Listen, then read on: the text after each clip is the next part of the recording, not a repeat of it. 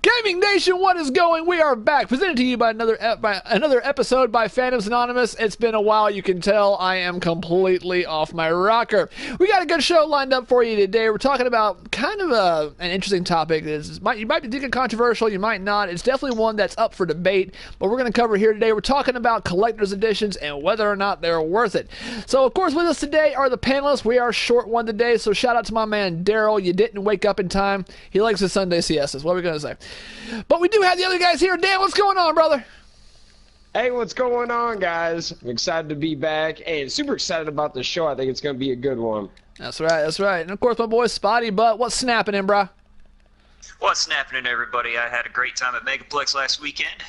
That's very true. It is con season, of course, so we are a few weeks behind on episodes. I, of course, was recently at MetroCon, and he was at Megaplex in the previous weekend, and so it's we've been trying to get back around to that, but we're going to get things back rolling again, get some content back rolling out for you guys, of course, trying to hit it every week, because that's what we do here at Gaming Nation, and you can assure that, because I am Clay from Tales of the Blade, your host of the show. Let's go! Cue that intro!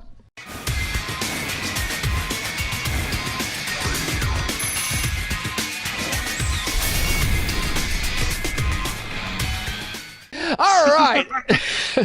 So today we are talking about collector's editions and whether or not they're worth it. Now, I did mention this is kind of a controversial topic, or at least a topic that's usually up for debate in a lot of aspects. Because, when we're talking about things like this, we're talking about, spending money on extra things, whether they be cosmetic. Sometimes they're not. Sometimes they're actually very helpful. So it really kind of varies from thing to thing. And we did mention this on one of our previous shows that we were going to be covering this topic, so I did not lie. I kept my promise, so here you go. So we're going to go right off the bat, and we're going to start talking about these things. Let's talk about, hey, Dan. So when we're talking about collector's editions, man, what usually comes to mind with what makes a decent collector's edition to you? What makes a decent collector's edition to me is not only some upgrades and some special things only for the people that get it, but also I love free stuff. Like, I love when I actually get a physical, like a book or a shirt or a collectible figure of the game. Like, there's certain things that make it like very special, to the sense where, if I take good care of this and keep the box together, I might be able to make some money off of it in a few years. A collector's factor to it. That's really what I like about it. And I do think sometimes people get carried away with that name, collectors, and they don't make it anything to collect. So a great example is like the collector's edition for Madden. Extra points to buy stuff and make your guy better. They don't actually, like, there might be some extra stuff in the game, like some jerseys and extra stuff to wear, but you don't get no figure. You do not get a even like a book or anything that is special to the game. So that's one thing that I do like. I like getting something I have to show for it, and not just in the game, because in a few, after a year, I never play that game again. But I like to, show, oh, I got this back in 2011. I got this figure from from Injustice Collector's Edition. Or I know who's really good about it is Marvel vs. Capcom. Always, every single time they release a game, the Collector's Edition always has like the Infinity Stones or Iron Man or something collectible to go with it. It's actually funny that you mentioned that. That was probably one of the few videos that I've ever done that got a dislike, was my Marvel's Collector's Edition unboxing. And I don't know if it was because the audio quality was just really crappy, because I had screwed up with my microphone settings for a couple recordings before, and I hadn't switched it back, and so I tried to edit it as best I could.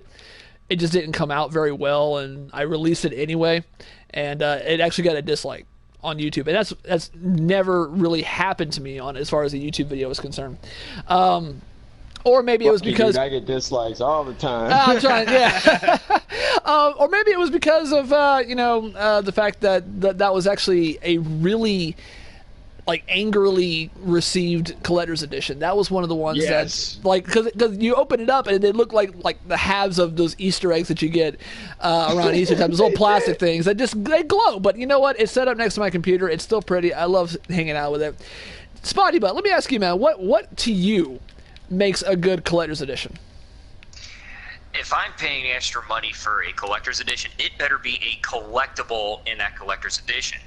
All too often do we see the developers saying, "Oh, hey, here's this collector's edition where you get an in-game skin," and I'm like, "Okay, you can pay extra money for detail stuff later, but what's making it collectible? What's setting it apart?"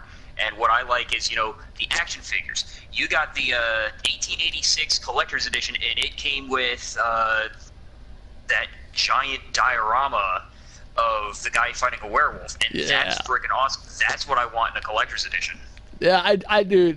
Like, my house is a shrine to collector's editions. At some point, I got out of hand with those things, and I can't stop now. Like, I'm actually right now, because I'm with you guys on that. It's got to be something that's actually collectible, something that you can really sink your teeth into.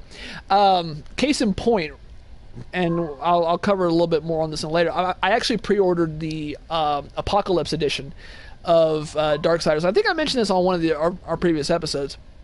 But this thing came with, or is coming with, 4 figures, and I have been chomping at the bit for some Darksiders figures ever since I started seeing like Triforce Studios or First 4 Figures working on them.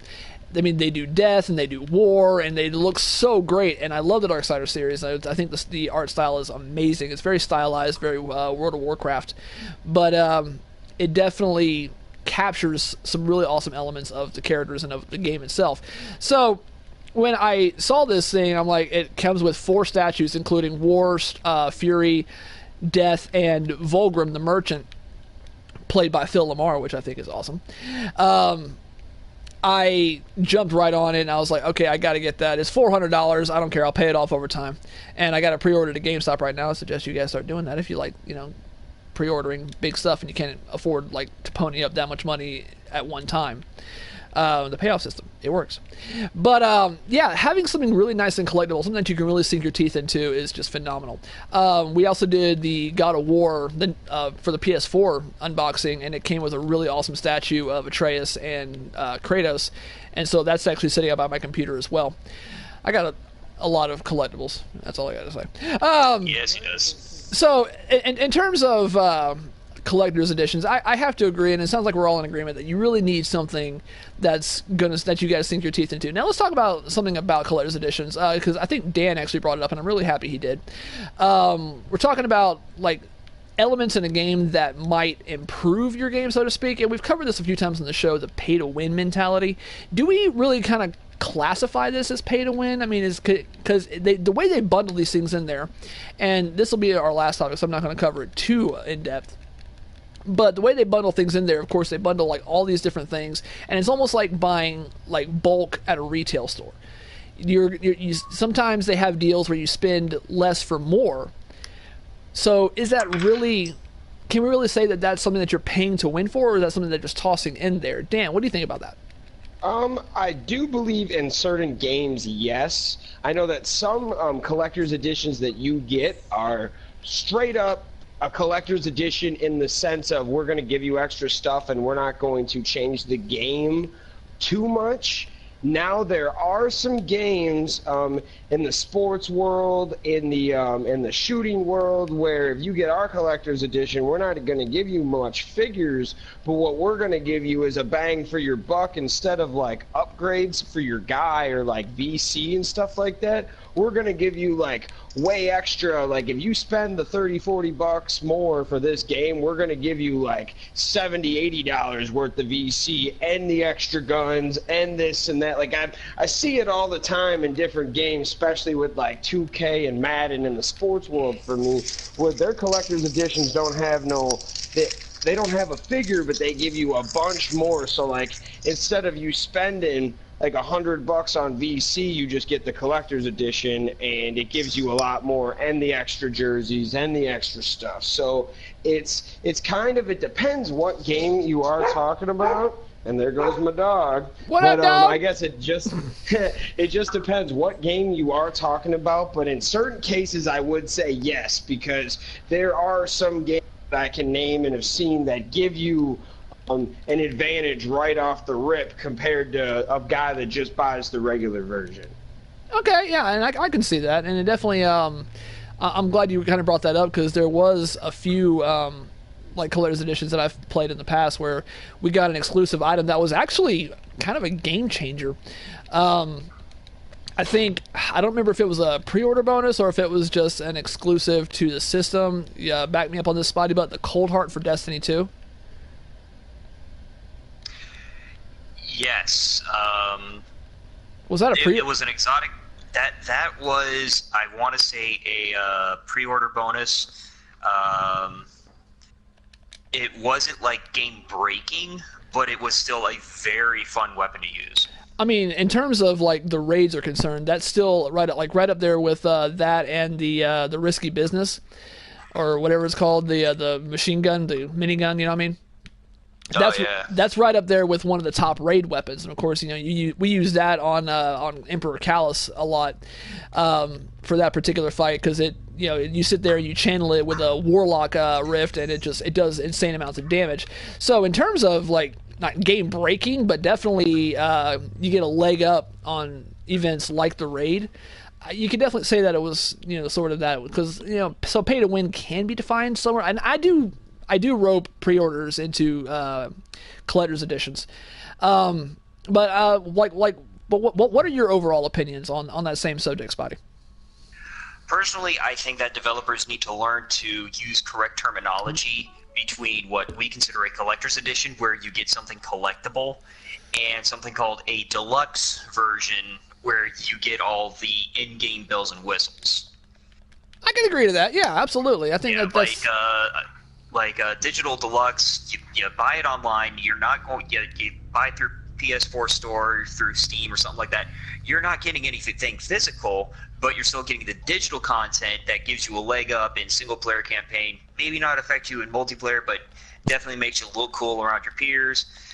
That's, to me, is a digital deluxe and not a collector's edition. Okay. No, I can definitely agree with that. And I think my categories too. Yeah. Or no, he just wants tuna. What's another one that comes to mind, like for sort of that particular aspect, digital versus? I really can't think on the top of my head right now. Also, there's kind of like that controversy between pre-order bonus and like collector's edition and stuff that they made and lock it on the disc. Okay. Like, Electronic Arts was really bad about that with Mass Effect 3. They said, "Oh, well, it's just a pre-order bonus, and you get Javik and all of his missions." And it's like, that's more than just the art department getting bored. That's the development team developing stuff specifically for money. Okay, yeah. Because that definitely, Javik and his missions, yeah, that was definitely a game, he was a character that I really enjoyed. Having him and Liara on the team actually made for kind of a powerful combo. So yeah, I could definitely see how that would be game-breaking or even game-changing. And so kind of an unfair advantage, they would say, or maybe just something that... And this is like where I have to kind of draw the line with, the idea of that these things are unfair advantages. These are things that people are paying extra for, that they chose to kind of, pony up for. So can I really say it's an unfair advantage? I mean, well, then that kind of starts the argument of social classes, and I'm not getting into that. Well, to me, it's not so much advantages as it is. A lot of developers say that the deluxe editions and stuff, you just get skins because the art department doesn't have anything to do, so they make all these skins. But the case with the Mass Effect 3 was it wasn't just the art department getting bored, it was the programmers and stuff designing extra levels for the edition when they said it was just art. Okay. I mean, I can agree to that. So, last topic, and I want to cover this a little bit. Let's talk about Collector's Edition woes. Like, the Collector's Edition you were really psyched about, and then it just came, and it was just kind of... Spotty, but we'll start with you, man. What do you think? I don't really recall the last time I bought a Collector's Edition of anything. Well, I mean, what about ones that you've seen, like other people have gotten? Nothing. I'm gonna go ahead and steal yours. the latest Marvel vs. Capcom. That collector's edition, I saw those eggs and I'm like, that's it?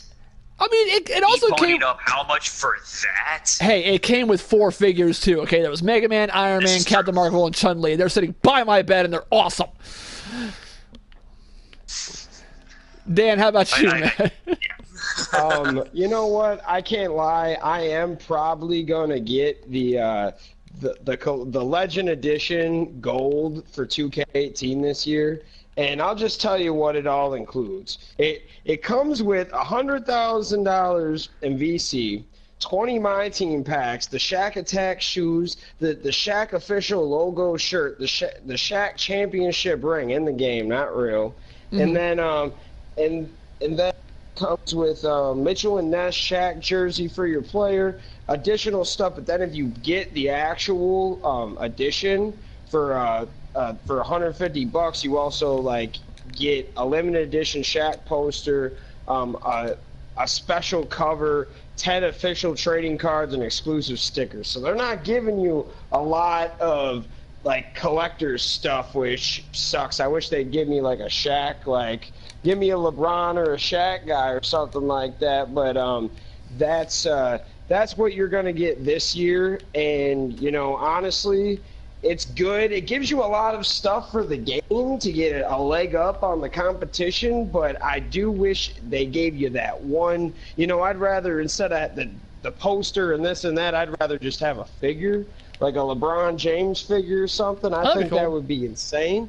But yeah, I think you get a lot, and if you play as much as the game as I do, you're going to want to get the extra stuff, because I don't like putting money into games, but if I can get it for the $150, I might actually do it to do good early and to stay there, because these guys get up sometimes when you're playing in the park and you're like trying to build your 80, all you're playing is 90s, and you're screwing up your record trying to get better because all these 90s are screwing you up. So it sucks, but I kind of realize what they're doing here, and it is kind of pay to play. Okay. I mean, I can completely understand. Let's see. I would have to say probably my biggest collector's edition woe, and the game itself even wasn't very lackluster, so when it came right down to it, getting the collector's edition actually wasn't like that big of a drawback for me, but maybe it was a little bit better than the game actually was, but it really wasn't. It was kind of sad. And that's God of War Ascension.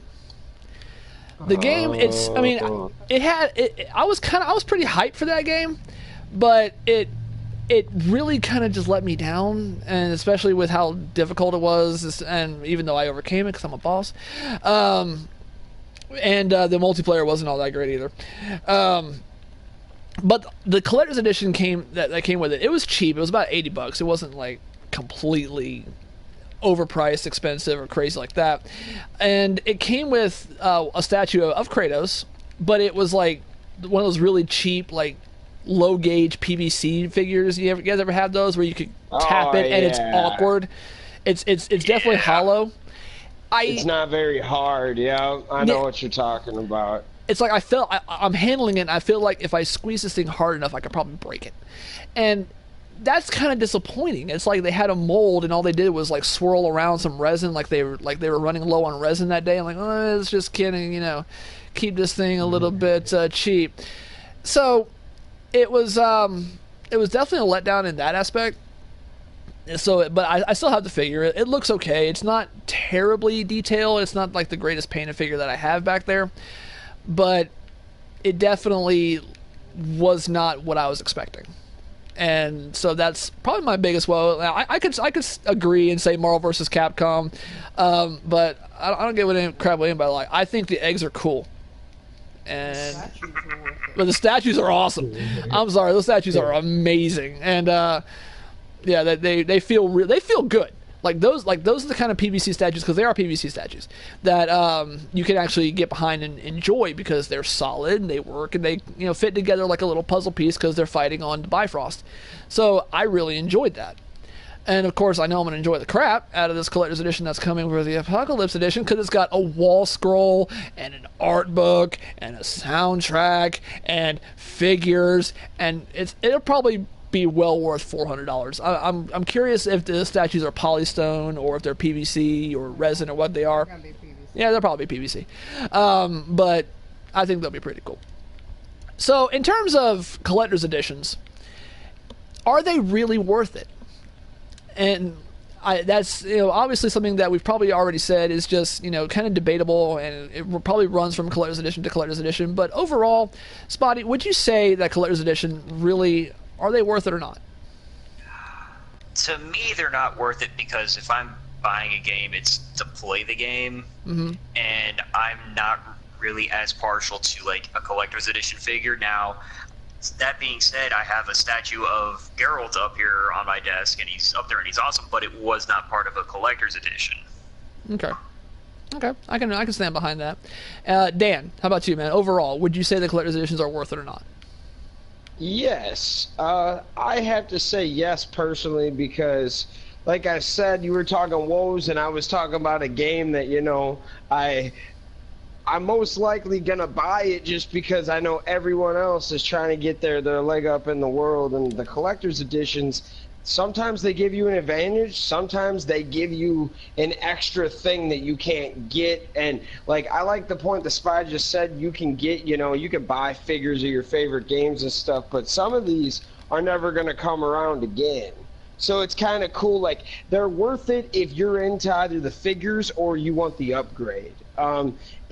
It does depend on where you're at, because if you're like Spotty, you just want the raw game. You don't you just want to start from the bottom and build. Then you're not going to need or want the collector's edition. But I do think that they give some wants to certain people. So me personally, I say yes. Okay, I mean, yeah, I definitely could agree with that. Yeah, I like, we got a yes and a no here. So I'm actually going to stand like right in the middle, as I do.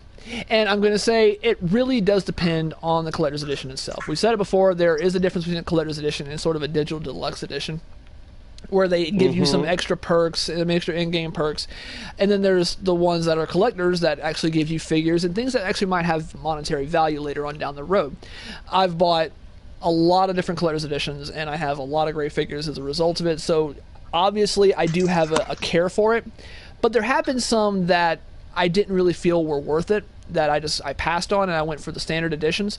Like this past Destiny 2, I didn't really get the collector's edition. It felt to me like it really wasn't worth it. And then I'm looking at the Destiny 2 Exiled that's coming out very soon, and I'm not particularly thrilled about the concept behind it. And so, am I going to buy the one that comes with all the stuff from Cade?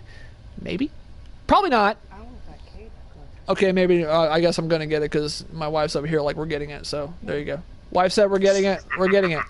But and of course, another point that I didn't want to bring before we close out here is the concept of things that come out with a collector's edition that you can pick up later, or that may just never appear again. And that was a really interesting one to me, because actually, me playing Bloodborne right here, I don't know about the collector's editions there, but in terms of figures from the game, looking for those things are insane. If you buy a figure that's over 8 inches tall, you can pretty well bet that you're going to be paying between $200 to $700. They're ridiculously overpriced, but they are worth it because a lot of them are handcrafted and they're extremely limited. So when you get these things, these are items that are never going to come back.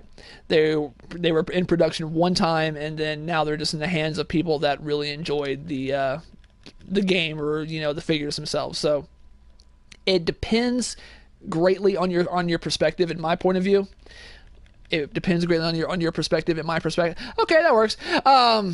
So we'll leave it to you guys to decide. Let us know in the comments below what you guys think about whether or not they're worth it. We'd love to hear your point of discussion. But for now, we're going to end the show. I want to thank you guys for listening, and it is our time for our coming up segment. So I'm going to let Dan take it away with the first pick. Dan, what's your coming up for this week, man? Oh, man, we're going to talk about it. It's coming up very soon. September 7th, guys. Spider-Man is finally coming out Yay, exclusively only for the PlayStation 4. We're talking Peter Parker. Things are about to get a little twisted and webby, all right? It is going to be incredible. I haven't played this game, but I've seen a lot about it, and this game looks like it just can't be bad. I'm not saying it's going to be the greatest game ever, but this game looks good. Like, you can't screw this up too bad the way that I've seen the gameplay and all of the villains, and it just looks incredible how Spider-Man is bouncing around, and they said there's like 300 different 300 different fighting motions that he has when he's coming at you and different tricks and stuff. It looks incredible. I think we talked about this before, but they kind of added a little bit of like an Arkham Asylum feel of how you can sneak up on people, but then you just drop out like Spider-Man instead of Batman where he's all stealthy. Once Spider-Man pops out, he is screwing up everybody. So it's going to be an amazing game. At worst, I don't see this game getting worse than like a 7 or an 8. I can't wait to play it. That's one game that I want to get the collector's edition, but I don't know if enough is there to get this one. But man, it looks amazing. I can't wait. I honestly wish that PS4 Pro that they teased, someone teased, was actually legit. I still don't know if it is. Is it, Clay? Is that legit? Do your research, buddy. Okay, is it? Okay, thank you. So I thought that would be a really cool thing to get, simply because I still don't have a PS4 Pro. And if I was going to get one, I think that would be an awesome one to have. But there is one that Sony just released recently that I might be looking at. Spotty, what's your coming up pick for this week? My coming up pick for this week is Doom Eternal. Ooh. Doom guy has a blade built into his left gauntlet. He's got a grappling hook built into the super shotgun. And, oh my god, so much blood.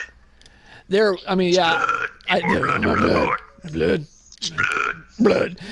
Sorry, I just shot myself with a blood vial, so how to get that. No, I definitely saw the trailer for that, and that really looks really good, and especially the blade that was kind of trippy looking.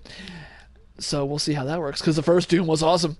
And of course, my pick for this week, you guys saw the trailer recently, all the additional characters, because even though they went ahead and added every single character from every single Smash, and there you go, ever conceived, they went ahead and gave us a few more pretties this particular week, especially my boy Simon Belmont and Richter Belmont going into the Castlevania series. I am super excited for Super Smash Bros. Ultimate. They did not disappoint, and they didn't just give us the same old thing that they usually do when they release a game that's called Ultimate, which is, just give us all the DLC from the previous games, and then, just throw it all together in one game, and then that's it. No, they've already given us Ridley and Captain K. Rool and Simon and Richter and a Castlevania stage and an Alucard assist. It's looking sick! I cannot wait for this game. I know Malcolm's excited for it. Shout out to my boy Malcolm at Fandoms Anonymous. I know other people are excited about it. I know y'all are excited about it. And you're going to check us out right here on Gaming Nation. Thank you guys so much for watching us or listening or whatever you're doing. Dan, where can we find you, man? And you guys can find me at Press Play Entertainment DJ Photo Booth. First of all, I got to plug that. Yeah. Also on Facebook. And then check us out at the fan club like usual. We're the fan club on YouTube, Facebook, Instagram. And make sure you check us out on Gaming Nation on Facebook. We're always there talking games and having a good time. Guys, seriously, come on by. Join that group on Facebook. We will add you without hesitation. It's a fun time. We have great conversations. Sorry, Spotty Butt, where can we find you? You can find me on Facebook along with Clay at Tales of the Blade. You can also find me on Instagram at my new Instagram, The Adventures of Captain Wigglepuffin at Wigglepuffin. Look forward to new content of that coming soon.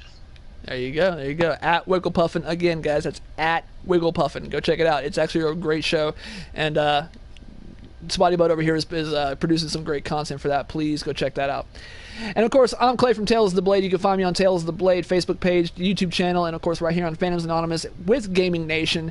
Every single week, we're trying to bring you guys some great content, some consistent quality content. That is our motto here. And if you didn't know who we are Fandoms Anonymous, FANDOMSANONYMOUS. We're all over social media right now. You can check us on Instagram, Facebook, Twitter, right here on YouTube, of course. Definitely come check us out. Join the groups. Join the discussions. We love talking with you guys. We love all your ideas and all the things. And of course, we even take suggestions for episodes. If you guys want to get your suggestion or even hop in here, we'll try to get you in here as best we can. We do record on the PlayStation 4, so please come by. We'd love to have you guys. We'd love to talk to you. We'd love to have your opinion on the show. We definitely, this is about you guys. This is about the gaming nation. This isn't just, four guys in an echo chamber. All right? So come show us love. We'll get you in here. We'll show you guys love. And if there's anything else, thanks for listening, and have a good one.